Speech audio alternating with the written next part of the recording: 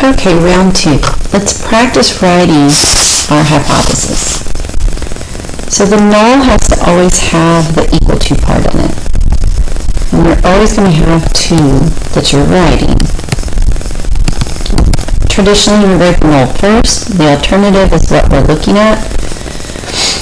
The water faucet manufacturer announces that the mean flow rate of a particular faucet is less than 2.5 gallons per minute. Since I don't hear the word equal to in that statement, then the mean is less than 2.5 gallons per minute is my or my alternative hypothesis. The complementary event then is that the mean is greater than or equal to 2.5 gallons per minute. Which one is the claim? Well, the claim in this case happens to be the and it's that simple. So let's run through a couple of others. The Fritos, Miss May, chip company claims that the bag contains at least 16 ounces of chips. Now nowhere in there does it say what the 16 ounces is, but your choices are mean, proportion, or standard deviation. So we have to imply in this case that we're talking about the mean. And what does at least mean? It means greater than or equal to. So that's our whole this time, or our null hypothesis, and the alternative would then be that the mean is less than 16 ounces. The claim this time is the hope. So the claim can be either one, and depending on what you're testing, which one of those hypotheses you'd like to be found truthful.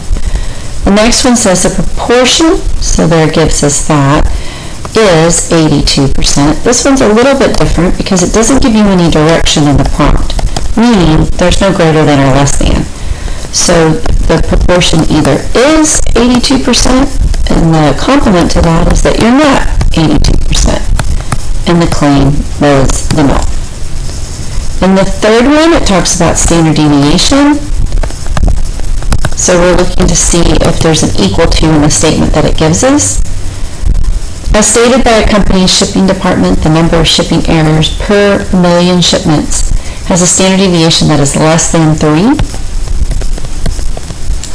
The null and alternative are always written in terms of the population. So this is sigma is less than 3. And so the alternative would be that sigma is greater than or equal to 3.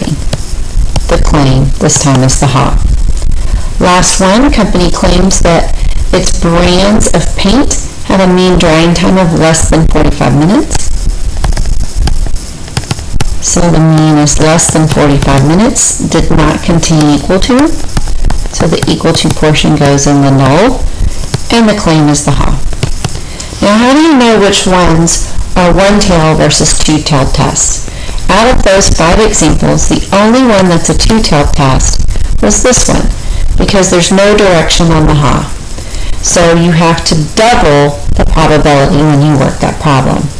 Otherwise, p-value statements are going to be something like, so an example of a p-value statement for this one would be that the p-value would be that the probability that z is less than blah, whatever number we find for z.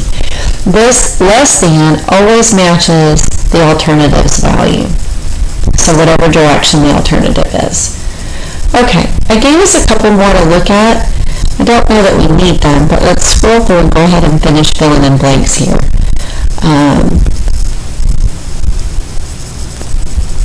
A manufacturer claims that grandfather's clocks have a mean loss that's no more than 0.02 seconds per day.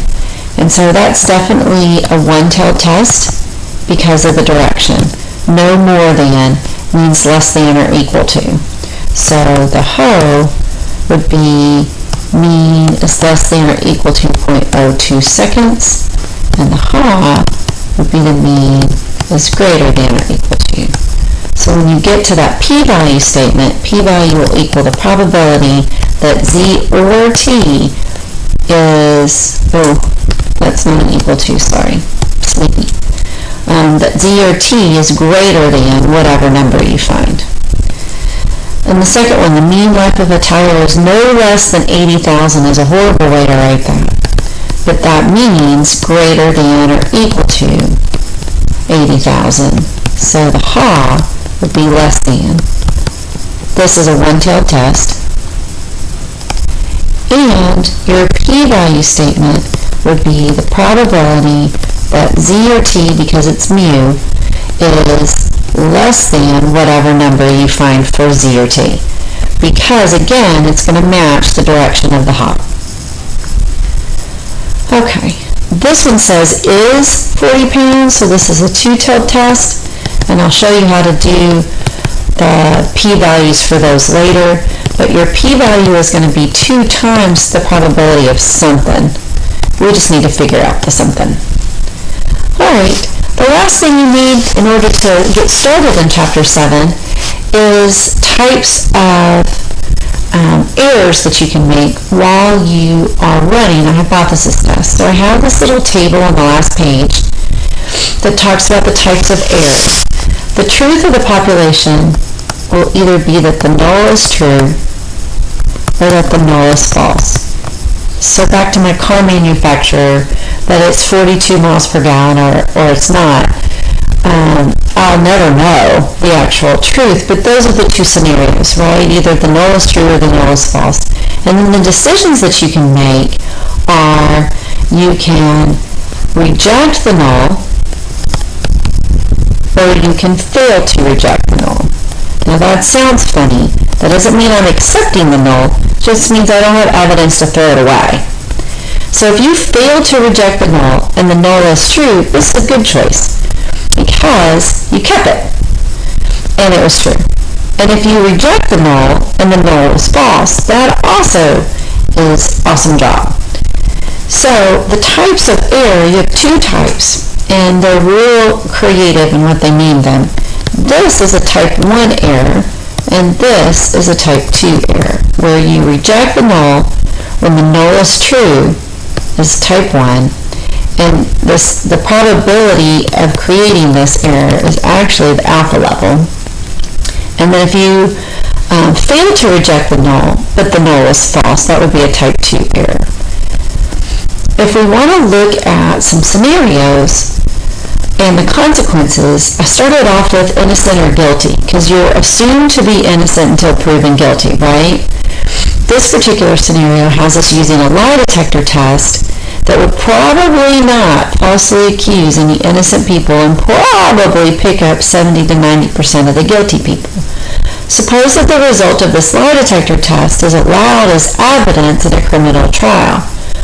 So a type 1 error is when you reject the null, but the null is true. So the consequence in this situation would be that we say he's guilty when he really was what? But he was really innocent.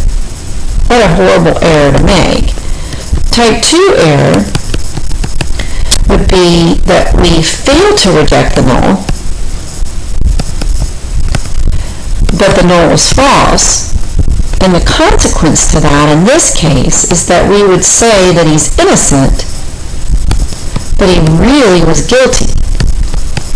Now, in some situations, you want to minimize one of these two. And if you do that, you do increase the error, the probability of the other type of error. I like to ask, I won't ask, but I like to ask which of these errors is more detrimental.